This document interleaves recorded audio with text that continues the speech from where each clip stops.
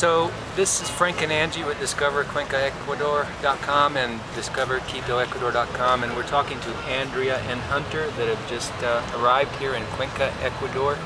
Now, what's interesting too, I find interesting about your family is you have a multi-generational family that's moving here, and there's been more of that, and we're very happy to see that. We like seeing families come down here. We like seeing everybody that comes down here, but I mean especially families. But I think there might be something that other people want to know about that, as far as I think you mentioned earlier, your father showed you as a dependent and you had to show your children as a dependent. No, we are applying for his retirement visa. Okay. And because he has lived with me since my mother passed away, I came as his dependent. Okay. Now, as my children came with me, they are as my dependents. So we're kind of I'm not even sure what you would call that, but we are a multi-dependent. Three-generational family. Ecuadorian visas work with that. We are the family of now. I guess that's how that works. And Ecuador being a family culture, they accept that. They did accept that. Yes. But as that happened, I have to show or verify that I have enough income to support my family, and I have a large family of that's blended with adopted children and birth children, and I had to show the ability to be able to meet the same criteria, not to the same income amount, but as they look at that income for the retirement visa as an $800 per month, you have to show that through your Social Security or whatever your income might be, and then $100 per additional dependent. We had to be able to verify that income was available. And so that's what we did, and then we had to take that, have it all notarized, then have it apostilled, and then take that to the consulate. Take that personally to the consulate. Personally, we had to show our passports and we had to sign that. Not all of the consulates are doing the same as the consulate we went to. We went to the Phoenix consulate because they required that we go to the one that was in our jurisdiction or district, I think. That was close to you. That was close. It really wasn't the closest one, but it was the one they determined was where our state of residency needed to go. Oh, okay. So that's what we did, and this was after many calls between several consulates. They ultimately all decided Phoenix was the one for us. So we had to fly there. We took those things and had to show our passports. What they did, it was a couple of hour process. They take our letters and they summarized it and translated into Spanish. Did they translate it there at the They did it there. Ecuadorian Other consulate? consulates are not doing that. Okay, that's an important point. My point is that they are not all doing it. I know that the have to get them translated in advance and then take them. And then take it. In that translation, according to other people I've spoke with, must also be apostilled and notarized. Notarized and apostilled translation. The translation and the letter itself.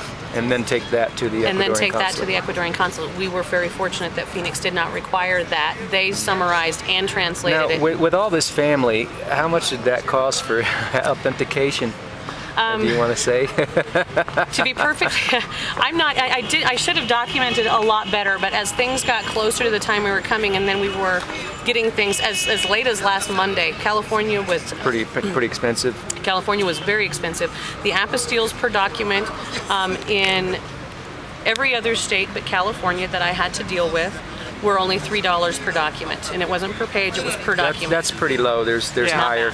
But I mean, the authentications at the Ecuadorian consulate. $40 per. $40 per document. Per person's document. Okay, so 7 children, 7 times 40. I know I didn't have to have everything certified by them. That was for the income verification letters. Oh, okay. And that was for my marriage certificate. So $40 per document. And that is, from what I understand, at least today, or as of last week, that is the standard amount. Yeah, it was last week.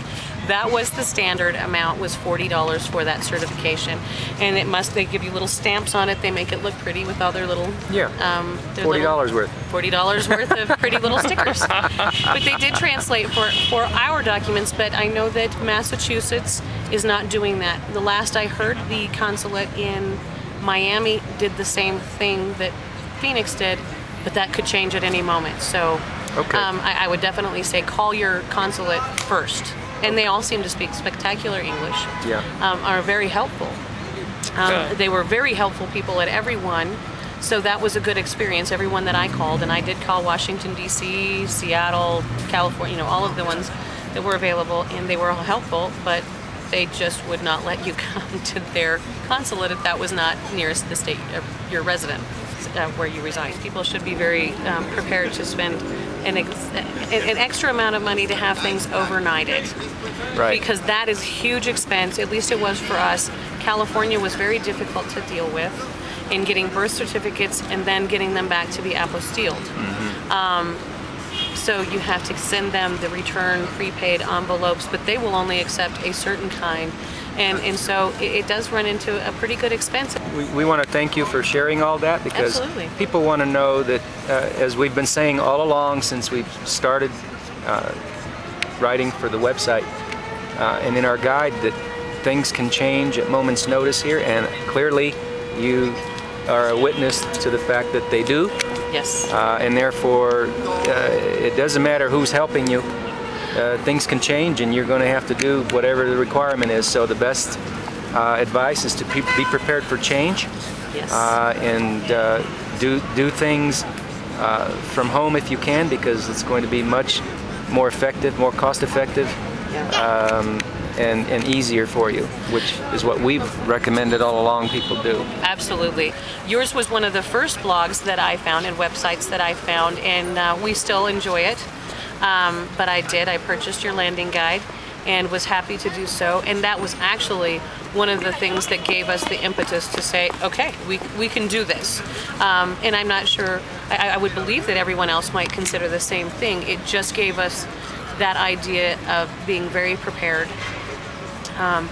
But there was a lot of information in that made it, just having gotten here a few days ago, we already had a basic idea of where things were located. You know, it gave us a little familiarity that we could rely on that made it so less stressful.